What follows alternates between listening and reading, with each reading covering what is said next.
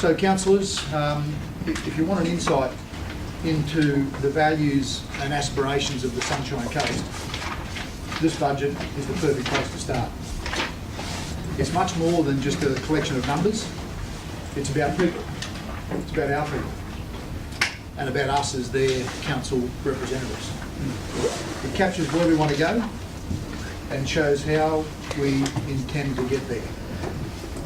It's a budget which takes us even closer to our vision, to achieving our vision to become the most sustainable region in Australia.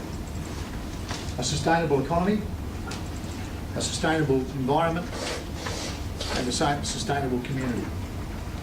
This budget is about giving the nearly 100,000 students in the Sunshine Coast schools a chance to work here as well as be educated here, to raise their families here and to keep their connection with this region long into the future. In short, it's about building confidence for a stronger community, our community. The timing of this budget is all important. We have 3 massive projects underway or in the pipeline, which have the potential to transform this region for decades to come. The new health precinct rising in Kawana, the new city centre would individually be significant game changers. Together, they create a once-in-a-generation opportunity. And we owe it to our kids and to our grandkids to make sure we get this right. In many ways, their futures depend on it. The momentum of these transformational projects has started to pick up pace, and Council must make sure it plays its part in keeping that ball rolling. I don't want to be someone, and I'm sure you don't either, who looks back in 10 years from now and says, gee, I wish I'd done more with that opportunity. We also need to think about where we've come from. 2 years ago, this council was elected to take the region in a new direction, where the ultimate destination was a robust economy, more jobs, a healthy environment, and a stronger community. We're well down the road to achieving all those things. Business confidence and building approvals are up. We've had the fastest jobs growth in Queensland last year. We've purchased more than 400 hectares of land for preservation and for future generations to enjoy. Things don't happen like that by accident. Council worked hard to attract new business and events, introduced the Build It and Benefit Scheme, overhauled development applications, committed to the vision of making the Sunshine Coast the most livable region in Australia, developed the first truly collaborative regional economic development strategy, and more recently launched our new planning scheme and corporate plan. Put these things together and you have firm foundations on which to build our future. And that's what this budget will do. It's about getting on with the job and about building confidence for a stronger community. How have we done that? Essentially by investing in the future. Council's $509 million budget includes $114 million for capital infrastructure, which means better and more roads and bridges, parks and sporting facilities. It includes $53 million on transportation and stormwater projects, $9 million on parks and gardens, $6 million on community and sporting facilities, and over $6 million on the airport and holiday parks. There's more than $20 million for economic initiatives to help businesses already here and attract new ones. And that includes $1 million to support the high value industry sectors and the business initiatives in line with the economic development strategy, and $3.7 million for Sunshine Coast Destinations Limited, and $1 million to support major events. Both of these coming from the Tourism and Major Events Levy.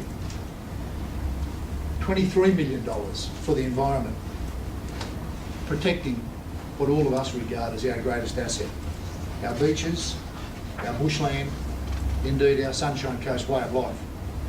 and that includes environmental land acquisitions of $1.8 million, $1.6 million for community engagement and support, and more than $3 million, $36 million to maintain council's parks and gardens, over $36 million in maintaining council roads, bridges and the transportation network, more than $15 million for libraries and galleries, our social, educational and cultural hubs, including $1.2 million supporting community events featuring the festive season, $3.3 million for grants and partnerships, $1 million for art galleries and cultural programs. Community events and community grants will get $6 million, placing a premium on arts and sports and giving a helping hand to our groups, associations and clubs who help others. These are big numbers, millions of dollars here and tens of millions of dollars there. The figures can be quite daunting and difficult to relate to, which is why I've asked council officers to bring it back to basics so I can explain where the dollars from each rates notice goes. So if you're paying the minimum, $1,078, which is the overwhelming majority of Sunshine Coast people, this is where your money goes. A third goes towards building roads and bridges and other transport initiatives. A quarter goes towards parks and gardens, maintaining the hundreds we have and establishing many new ones. Another quarter goes to community projects and programs such as our libraries, grants, support for sport and the art gallery. $146 of every rates bill is spent on the environment, including protecting, preserving and promoting our natural assets. And $43 is invested on economic initiatives to create jobs and prosperity on our Sunshine Coast. Council knows every dollar counts, and that is why it has done everything it can to keep costs as low as possible, including keeping the early bird and pensioner discounts, restricting the general rate rise to 5%, and having no increase to the transport, environment and heritage levies. The tourism and major events levy has risen by 10%. But it should be noted that that comes after no change for 4 years, and $1 then is now worth 90 cents today. During that time, this region has secured and or advanced some massive events, such as Tough Mudder, Ironman 70.3, the Australian Surf Lifesaving titles, the Mooloolaba Tri and the Queensland Garden Expo, all injecting significant sums of money into our economy to the benefit of our businesses and our community. Attracting events like that is like importing money from outside the region. The Tourism and Major Events Levy has consistently shown and demonstrated its great value for money. For every dollar spent on advertising and promotion, the Sunshine Coast receives back $15.50 in visitor spending. And that flows through to businesses right across the coast, whether you're a butcher shop, sell push bikes or run a restaurant.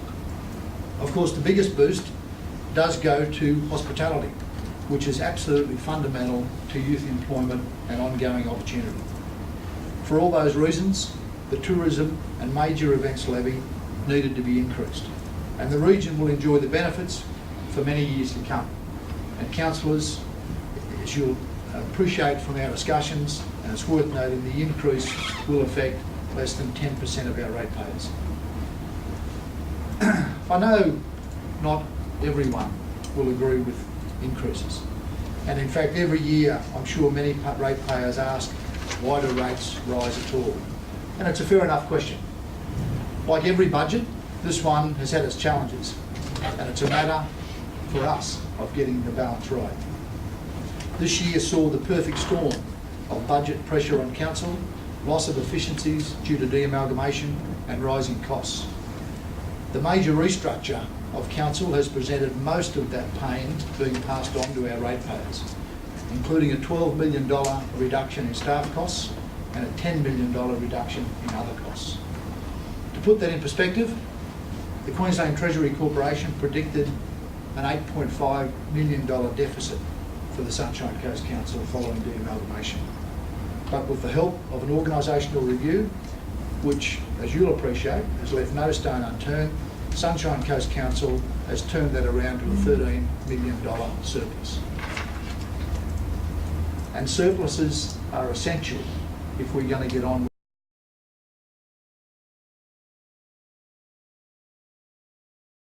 with infrastructure to continue building confidence for a stronger community. We need to seize this opportunity like others prepared the way for us in the past. And it must be emphasised that there has been no reduction in any of our services. But there are some things Council couldn't control. The efficiencies caused by de-amalgamation being a case in point. This caused loss of efficiencies in the vicinity of $2.5 million, which is equivalent to half of the rate rise. Information technology alone saw a $1.2 million efficiency, a loss in efficiency, sorry. We've come so far with mobile computing and e-business to improve the efficiency and provide better customer service. It's important we keep going in that direction. If you add the inflation rate, which is currently 3.1%, despite the increase in many of council costs being higher, you start to see why councillors have done well to keep rates as low as we have. Would we like it to be lower? Yes. Are we looking for ways to do that? Of course. And I'll give you a very good example. Council's electricity bill has skyrocketed in recent years, just like yours and mine. Council currently pays $8 million per annum on electricity. Over the next year, the amount Council pays for power will increase by almost $1 million. Of course, that ends up being passed on to our ratepayers, which is why Council is exploring new ways to source electricity. A tender process is underway to build the largest solar farm ever commissioned by a local government in Australia. Ultimately, ratepayers will save millions of dollars over the coming decades. And what will also save money for ratepayers in the long run is this Council's focus on financial sustainability, which is built on 3 rock-solid foundations. And I think people can always pick an individual number out of a budget and try to make a story around that. The reality is there's a set of benchmarks in any budget that needs to be addressed carefully. 3 crucial ones: maintaining or increasing our cash levels into the future. 2, decreasing our debt levels. And 3, delivering an operating surplus that allows us to invest in growth capital projects. So that suite of ratios is ultimately the measure that our ratepayers and our contemporaries will compare us on. And I'm very comfortable that we're in very good shape. The local government regulation states that Council must publish results against a series of measures of financial sustainability. An operating surplus ratio of 3.5% is ahead of the benchmark, allowing Council to invest in growth capital projects and pay back loans. A net financial liabilities ratio of 28.2% is ahead of the benchmark, meaning Council has sustainable debt levels. And an asset sustainability ratio of 67% shows that Council is investing and renewing its existing assets. And we'll continue to find ways to be a more cost-effective Council, because that's the only way we can deliver for our ratepayers and our region. This is a pivotal moment in time for our Sunshine Coast. The region can't afford Council to take a backward step. It needs us to lead the way. This Council has taken a fundamental role in restoring a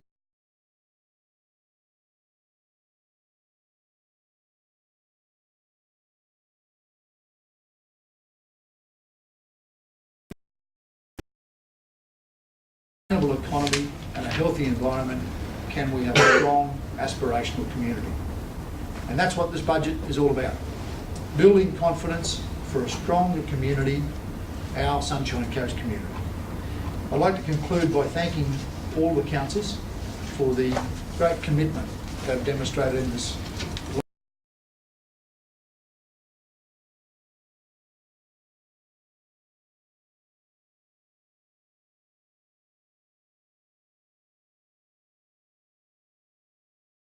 and your individual divisions will all benefit from the contents of this budget and share in its success. So councillors, I'd urge your support in the adoption of this budget for the Sunshine Coast Council 2014-15, and as I said before, I'm happy to have moved it. Thank you very much.